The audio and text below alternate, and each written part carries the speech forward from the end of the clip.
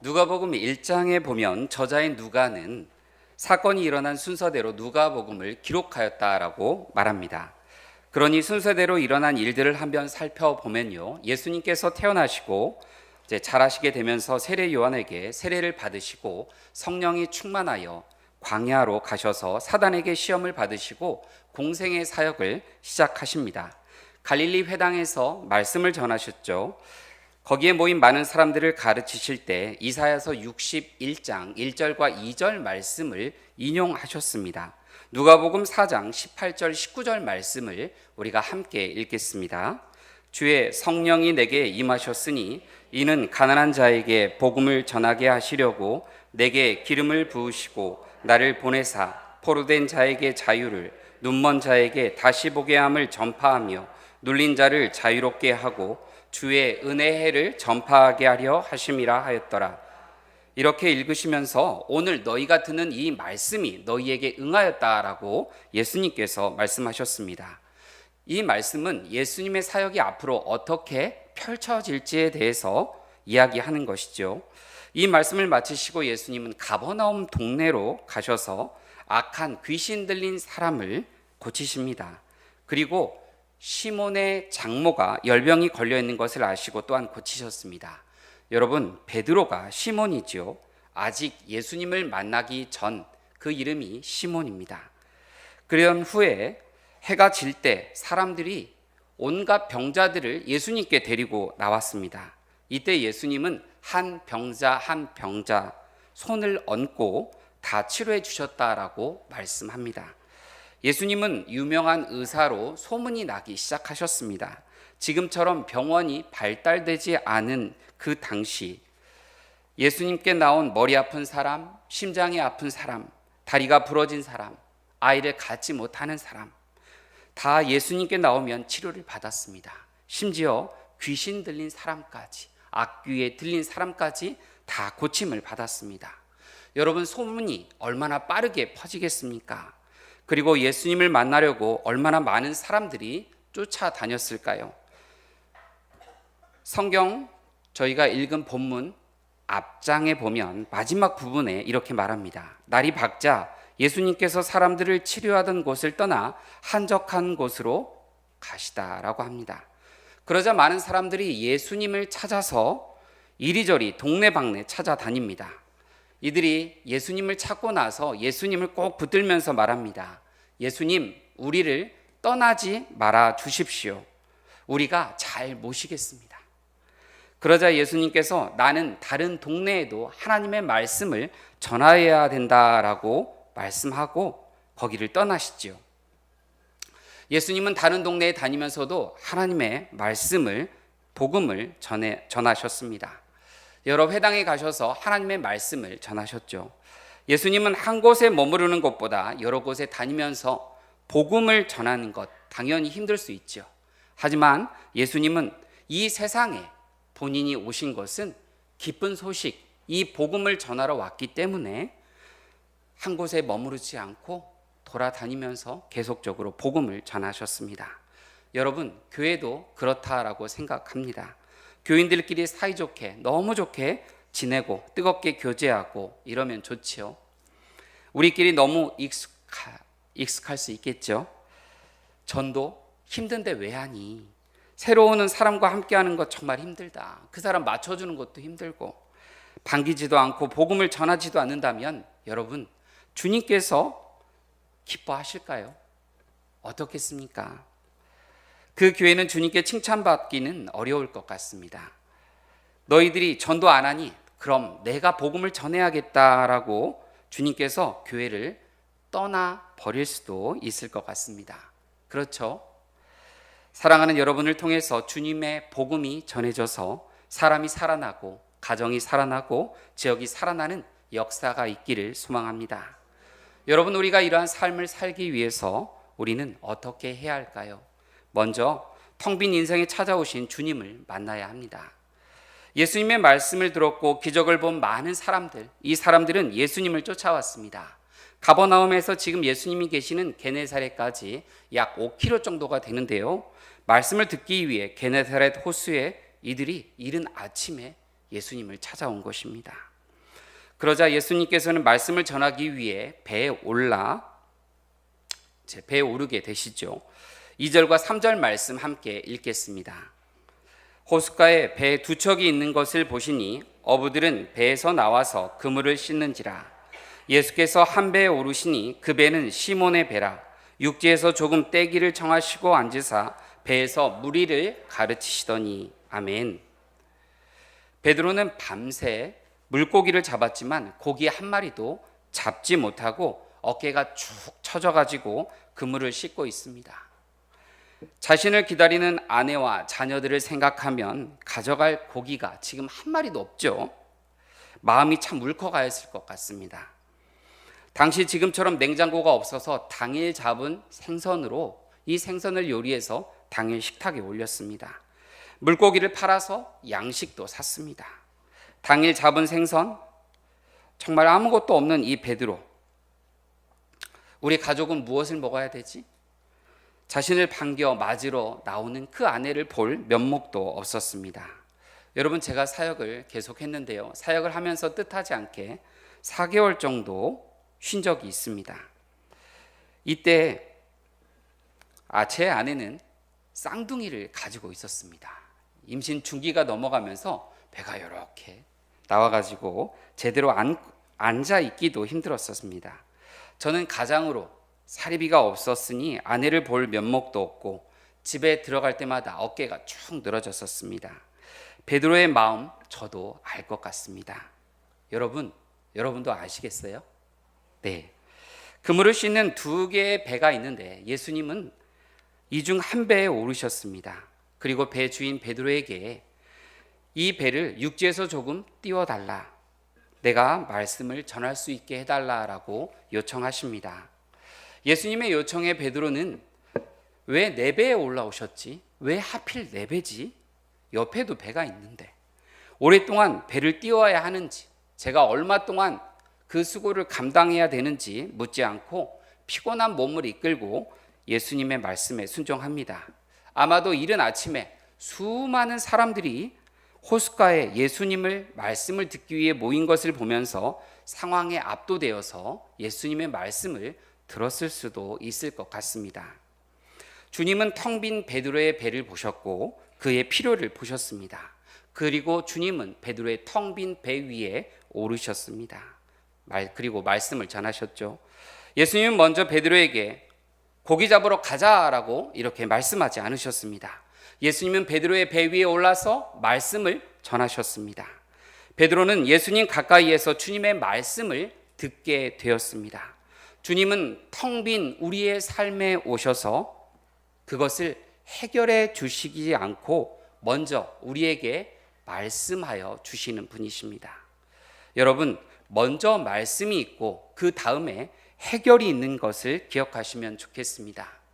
말씀을 들어야 믿음이 생기고 그리고 그 믿음이 또한 말씀을 순종하게 합니다. 그러니 여러분, 여기 수요예배 말씀을 듣기 위해 나오신 여러분들은 말씀이 들리고 주님의 음성에 순종하시니 복이다라고 생각이 됩니다. 그렇죠? 네. 저는 직장 생활을 하다가 그만두고 호주에 워킹 비자로 1년 정도 나갔다가 돌아와서 30살에 직장을 구해야 했습니다. 직장도 없고 돈도 별로 없고 그 당시 많은 사람들이 공무원의 준비 물결을 따르고 있었습니다. 공무원을 다들 준비하고 있었습니다.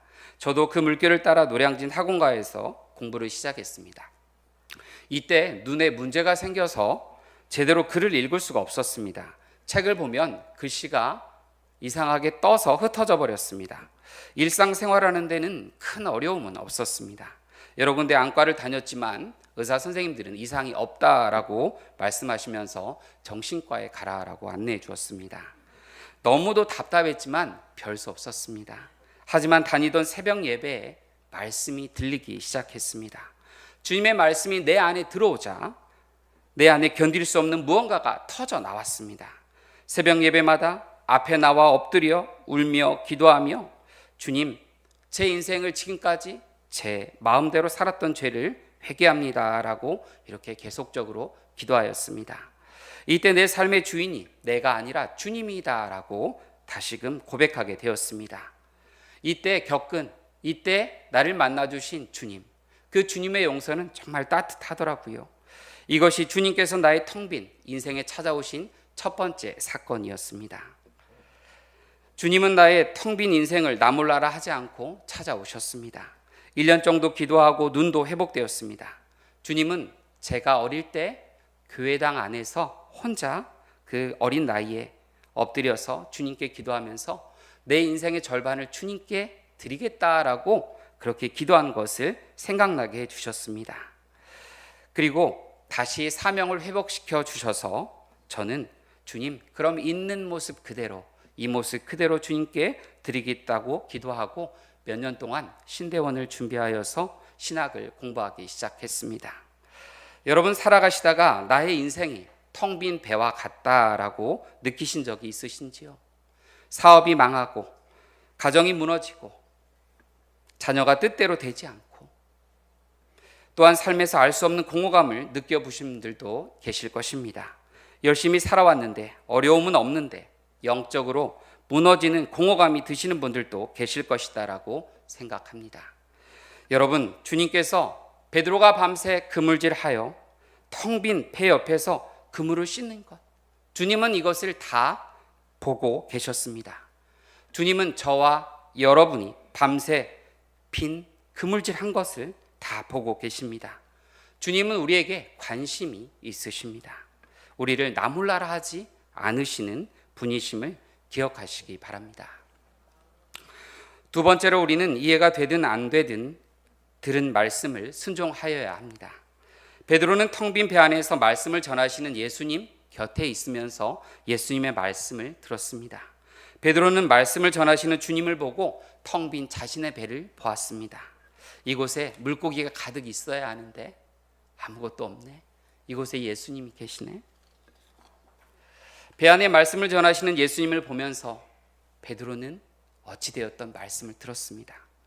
여러분, 우리는 인생이 잘 풀리지 않고 가진 것이 부족하고 내 뜻대로 삶이 되지 않을 때 우리는 가난한 마음을 갖게 되고 이상하게 주님의 말씀이 잘 들리는 경험을 한 적이 있으시죠?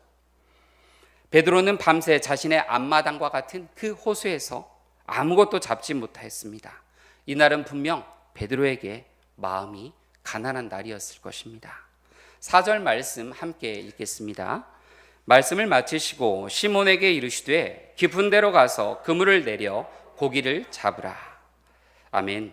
예수님은 베드로의 텅 빈 배를 보셨고 채우시길 원하셨습니다. 베드로에게 다시 물고기 잡으러 가자라고 하는 말은 달갑지 않았을 것 같습니다. 더군다나 저분은 목수인데 어부인 나에게 이곳이 바로 내 앞마당과 같이 내가 속속들이 다 알고 있는데 나에게 물고기 잡는 법을 알려주시겠다고? 아니, 그 알려주시는 방법도 대낮에 깊은 곳에 가서 그물을 던지라고? 이것은 타당하지 않다. 맞지 않다. 여러분, 대낮에 가서 그물을 건져 올리는 것은 이전날 설치해둔 그물을 걷는 것이 아니면 대낮에 나가 물고기를 잡는 사람은 없다고 합니다. 제가 제주에서 사역할 때 새벽 예배를 마치고 제주항에 가면 많은 배들이 밤새 물고기를 잡고 들어와서 물고기를 내리고 그것들을 경매하는 것들을 보았습니다. 날이 밝아지면 고깃배들은 고기 잡는 것을 다 마치고 항구에 돌아옵니다. 그런데 대낮에 물고기를 잡으러 깊은 곳으로 가자라고 표정도 하나 바뀌지 않으면서 베드로에게 말하는 이 예수님의 얼굴을 보면서 베드로는 네, 예수님의 방법을 다르겠다라고 말합니다. 여러분, 베드로는 배 위에서 예수님의 말씀을 들었기 때문에 자신이 밤새 아무것도 잡은 것이 없지만 말씀에 의지해서 다시 그물을 던지겠다라고 말합니다. 베드로처럼 예수님 곁에서 말씀을 듣는 것 중요합니다. 여러분, 한 사업가가 있었는데요. 이 사업가는 주일 예배 때 말씀을 듣고 회사에서 일을 하다 보면 월요일, 화요일은 그 말씀을 들은 대로 신앙적으로 일을 잘 할 수 있다라고 합니다. 그런데 수요일부터는 세상의 방식들이 자기 안에서 스멀스멀 올라와서 자신도 모르게 세상의 방식들을 따라 회사를 운영해가는 것을 알게 되었습니다. 그러자 이분이 결단을 했습니다. 그래, 그럼 수요예배 말씀을 들으러 가자. 그리고 이분이 수요예배도 나왔습니다. 이제 월화 수목 금까지 하나님의 방식을 따라서 회사를 경영할 수 있었습니다. 그런데 이분이 매일 큰 거래나 큰 사업 이런 것들을 해야 될 일을 겪게 되면 다시 세상적인 방법을 찾는 자신을 보게 되었습니다. 그리고 이분이 결단한 것이 그럼 매일 하나님의 말씀을 듣자. 그래서 새벽 예배에 나오고 금요 예배까지 나오게 되었다라고 하였습니다. 자신은 매일 하나님의 말씀을 들어야 매일 주님을 따라 살 수 있다라고 고백하였습니다. 이분은 하나님의 말씀이 있어야 자신이 인생을 살아갈 수 있다라고 고백하였습니다. 예수님도 자신을 섬기려고 음식을 준비한 마르다보다도 자신의 발치 앞에 엎드려 말씀을 들은 마리아를 칭찬하셨지요. 여러분, 교회에서 정말 바쁘게 섬기시는 분들이 많습니다. 또 봉사한다고 이렇게 하시지만 여러분, 말씀을 들으셔야 합니다. 이 시간 주님의 말씀이 들리는 은혜가 저와 여러분에게 있기를 예수님의 이름으로 축복합니다. 다시 한번 우리 4절 말씀을 한번 읽겠습니다. 말씀을 마치시고 시몬에게 이르시되 깊은 데로 가서 그물을 내려 고기를 잡으라. 아멘. 주님은 깊은 데로 가서 그물을 내려 고기를 잡으라라고 명령하셨습니다. 주님의 명령에 베드로는 주님, 지금은 피곤하니 집에 들어가서 조금 쉬었다가 오후에 나와서 물고기를 잡으러 가면 안 되겠습니까? 이렇게 말하지 않습니다. 주님, 깊은 곳보다는 바로 이쪽에 수초가 많고 물고기의 먹이가 많으니 이쪽에다가 그물을 던지는 것이 어떻겠습니까? 이렇게 말하지도 않았습니다. 여러분, 우리는 어떻습니까? 주님의 말씀에 우리의 생각을 자꾸 집어넣으려고 하지요. 깊은 곳에 그물을 던지라. 주님이 이렇게 말씀하시면 우리는 주님, 지금은 너무 바쁩니다. 다음에 하겠습니다. 그러다가 지금 80살이 되신 집사님도 계시고 권사님도 계시더라고요. 주님, 또 선교는 그쪽이 아닙니다. 주님, 이쪽입니다. 이쪽. 그러면서 자신이 말한 그 지역이 아니라고 선교 헌금도 못하겠다고 하시는 분들도 계십니다. 우리는 우리가 방법을 정하려고 합니다. 주님을 온전히 신뢰하지 못한다는 증거이기도 합니다. 여러분, 만일 우리가 주님을 온전히 신뢰한다면 주님의 방법은 늘 옳다라고 생각을 하고 주님을 따를 수 있을 것입니다. 그렇죠? 우리 옆 사람에게 이렇게 이야기하겠습니다. 주님의 방법은 늘 옳습니다. 네, 한 번 더 이야기하겠습니다. 주님의 방법은 늘 옳습니다. 네, 지금 두 분이 얘기를 안 하신 것 같습니다. 네, 앞에 서니까 보이네요. 한 번 더 하겠습니다. 주님의 방법은 늘 옳습니다. 네, 여러분의 친절한 협조에 감사를 드립니다. 베드로가 예수님의 말씀에 순종하여 지금까지 잡아본 적이 없는 엄청난 고기를 잡았는데 한 번 그물을 던져서 2배 넘치게 가득 차게 거두어 드렸습니다. 밤새 수백 번 그물질해서 건져 올린 그 수고를 말끔히 씻어줄 만큼 고기를 잡은 것입니다. 주님의 방법에 순종할 때 베드로의 텅 빈 배는 채워졌고 베드로의 친구의 배까지 가득 채워졌습니다. 주님의 공급은 차고도 넘치고 나눌 수 있을 만큼 풍성합니다. 여러분, 주님께서는 물고기 2마리와 보리떡 5개로 광야에서 배고파하는 2만 명의 사람을 먹이신 것 기억하시죠? 주님께서는 힘든 광야길을 걷는 이스라엘의 200만 명의 사람들을 하루도 빠지지 않고 메추라기와 만나로 40년 동안 먹이신 것을 기억하시죠? 베드로의 순종은 하나님의 기적을 보게 하였습니다. 순종은 살아계신 주님을 만나는 하나의 방법입니다. 세 번째로 주님을 알아야 나를 알고 우리는 주님을 따를 수 있습니다. 8절 말씀 함께 읽겠습니다.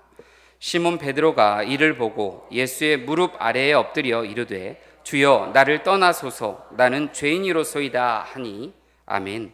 베드로는 예수님의 무릎 앞에 엎드려 이렇게 말합니다. 자신은 죄인입니다. 예수님은 나의 주인이 되십니다라고 고백했습니다. 깊은 곳에서 두 배의 차고도 넘치는 고기를 잡게 하시는 분, 이분은 분명 하나님이다라고 베드로는 알고 있습니다. 자신이 평생 물고기를 잡아왔지만 물고기를 잡을 수 없는 상황과 그 장소에서 그 많은 물고기를 잡게 하신 분, 이분은 바로 하나님임을 고백하고 있습니다. 그리고 죄인인 자신과 함께 할 수 없으니 이제 이 배를 떠나달라라고 베드로가 말합니다. 그런데 여러분, 이 호수 깊은 곳 위에 있는 이 배에서 예수님께 떠나달라고 하면 예수님은 어디로 가야 합니까? 그렇죠. 네. 아무튼 예수님께 배 밖으로 나가라는 거잖아요. 아무튼 저 같으면 많은 물고기를 잡고 며칠 잡을 것 한꺼번에 다 잡았다. 오늘 행복하고 기쁜 날이다. 오늘 그물을 던진 이곳은 나의 포인트다. 이곳에서 정말 많은 물고기를 잡아야겠다. 이렇게 생각할 수 있을 것입니다. 그런데 베드로는 자신이 지금 죄인이다라고 고백하고 있습니다. 여러분, 만약에 여러분들이 하시는 사업마다 잘 되고 남편이 너무 예뻐요. 너무 잘해요. 또 아내가 너무 예뻐요. 아내가 너무 잘합니다. 또 자녀들도 시험만 보면 족족 다 합격합니다. 그것도 우수한 대학과 우수한 기업에. 여러분, 그러면 여러분 이 상황에 회개가 나오겠습니까? 아이고, 우리 남편 사업을 하나 더 시작했는데 사업이 너무 잘 돼. 온 가족 다 모여 엎드려 회개하자. 그리고 주님의 뜻을 구하자. 아이고, 우리 아들 또 대학에 또 합격했네. 우리 아들 지금 대학에 이번에 5개 합격했는데 여기 골라가야 되는데 어떻게 하냐. 우리 회개하자. 다 모여 엎드려. 그리고 주님, 우리 어느 길을 가야 하겠습니까? 여러분, 회개가 잘 되겠습니까? 아니면 여러분, 하는 사업마다 망하고 건강도 무너지고 자녀도 재수, 3수, 4수, 고수가 되어버리는 이런 상황, 이런 가정, 그러면 또 가족들 다 모여 엎드려 우리 회개하자. 하나님의 뜻을 구하자. 이렇게 기도할 수 있겠죠. 베드로는 주님, 저의 아내가 죄인입니다. 저의 자녀가 죄인입니다. 베드로는 지금 우리 마을의 삭개오가 죄인입니다. 주님, 저희 마을에 저 사마리아 여인이 죄인입니다. 이렇게 말하는 것이 아닙니다. 자신의 모습을 보면서 제가 죄인입니다 라고 고백하고 있습니다. 베드로는 주님, 저를 떠나주십시오. 주님, 죄인인 저와 주님은 한 배에 계실 수 없습니다. 이렇게 외치고 있는 것입니다. 베드로가 예수님의 말씀을 순종하고 얻은 큰 수확은 2배 넘치게 잡은 물고기가 아니고 자신이 죄인이라는 것을 알게 된 것입니다. 자신은 하나님 앞에서 구원함을 받아야 하는 죄인인 것을 알게 됩니다. 여러분, 성경 말씀에 의인은 없나니 하나도 없다라고 말씀하시죠. 사랑하는 여러분, 우리의 삶에서도 내가 죄인이다, 내가 변화해야 한다는 이러한 고백이 저와 여러분들에게 있기를 소망합니다. 예수님을 오래 믿으셨다면 오래 믿은 대로, 예수를 믿은 지 얼마 안 되었다면 얼마 되지 않은 대로 주님의 무릎 앞에 엎드려 주님, 저는 죄인입니다. 주님, 저를 긍휼히 여겨 주십시오. 이런 애통함이 있기를 바랍니다. 10절과 11절 말씀 함께 읽겠습니다. 예수께서 시몬에게 이르시되 무서워하지 말라. 이제 후로는 내가 사람을 취하리라 하시니 그들이 배들을 육지에 대고 모든 것을 버려두고 예수를 따르니라. 아멘. 하나님을 만난 사람들은 하나님의 존재 앞에서 두려워하는 마음을 갖게 됩니다. 예수님은 두려워하는 이 베드로에게 두려워하지 말라라고 말씀하시고 너를 사람을 낚는 어부가 되게 하겠다라고 하십니다. 베드로가 어부이니 사람을 낚는 어부다라고 쉽게 표현한 것이라고 생각됩니다. 주님도 우리 한 사람 한 사람에게 너는 사람을 낚는 어부, 너는 사람을 낚는 선생님, 너는 사람을 낚는 회사원, 너는 사람을 낚는 아주머니, 너는 사람을 낚는 할머니, 다양하게 이름을 붙여주실 것이다 라고 생각이 됩니다. 여러분, 옆에 분과 이렇게 인사하겠습니다. 당신은 사람을 낚는 집사님, 권사님입니다.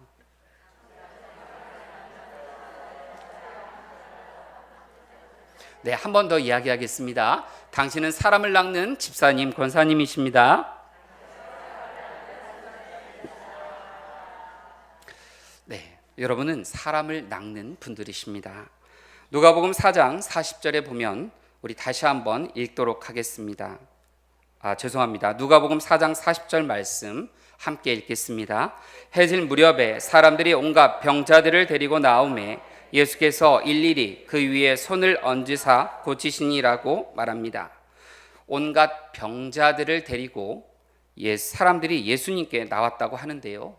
이 병자들을 데리고 나온 사람들은, 이 사람들은 예수 그리스도를 만난 사람들입니다. 이 사람들이 예수 그리스도를 모르는 사람들, 아픈 사람들, 이 사람들을 데리고 예수님께 나왔습니다. 여러분, 예수님께 사람들을 데리고 나올 때 얼마나 수고를 하였느냐면요, 어떤 사람은 다리 저는 사람을 수레에 태우고 나오는 수고를 하였습니다. 또 어떤 사람은 병든 자의 짐을 들어주며 그와 함께 나왔습니다.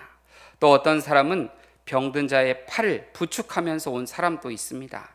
어떤 사람은 앞을 보지 못하는 사람을 등에 업고 나온 사람도 있습니다.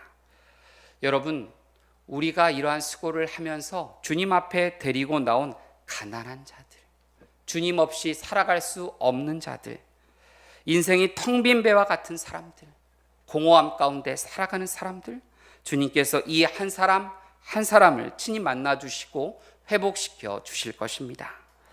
여러분 주위에 어떠한 아픈 사람이 있습니까? 여러분 주위에 어떠한 회복되어야 할 사람이 있습니까? 예수님께 데리고 오십시오. 예수님께 데리고 나오십시오. 말씀을 정리하겠습니다. 생명 대신 주님을 만난 베드로는 생명 대신 주님을 만난 베드로와 그 친구들은 배를 육지에 대고 모든 것들을 버리고 예수님을 따랐다라고 말하고 있습니다. 이들은 모든 것을 버렸습니다. 여러분, 버렸다는 것은 귀하게 여기지 않는다는 것이죠. 자신의 전 재산과 같은 그 배, 또 그물, 항상 관리하고 조심조심 사용하였을 것 같습니다. 그런데 이들이 이 모든 것들을 버리고 예수님을 따랐다라고 말합니다. 여러분, 사도 바울은 예수님을 따르면서 자신이 이전 것들을 다 버렸다고 하는데요, 자신이 가진 이전의 명예, 뛰어난 학식, 또 모든 사람들이 부러워하는 로마의 시민권, 이 모든 것들을 다 배설물로 여겼다라고 말합니다. 다 버리고 예수님을 따랐습니다. 사랑하는 여러분, 예수님을 따를 때, 예수님의 사역을 감당하실 때 우리도 이전의 것들을 버려야 합니다. 버리지 않으면 자꾸 뒤돌아보게 됩니다. 어떤 분은 자신의 감정을, 어떤 사람은 자신의 분노를, 어떤 사람은 자신의 상처를 버리지 못하는 분들도 있습니다. 자존심을 버리지 않는 분도 있고요, 자신의 명예를 버리지 않는 분도 있습니다. 자신의 재물에 대한 욕심을 버리지 않는 분도 있습니다. 어떤 분은 자신의 죄를 버리지 않아서 자신의 그 죄가 자신을 계속적으로 사로잡는다라고 말하는 분도 있습니다. 여러분, 버릴수록 가벼워집니다. 사랑하는 여러분, 주님께서 우리를 부르셨으니 부르심에 합당하게 버릴 것들은 버리고 정리할 것들은 정리하시면서 주님을 따라 살아가시기를 예수님의 이름으로 축복합니다.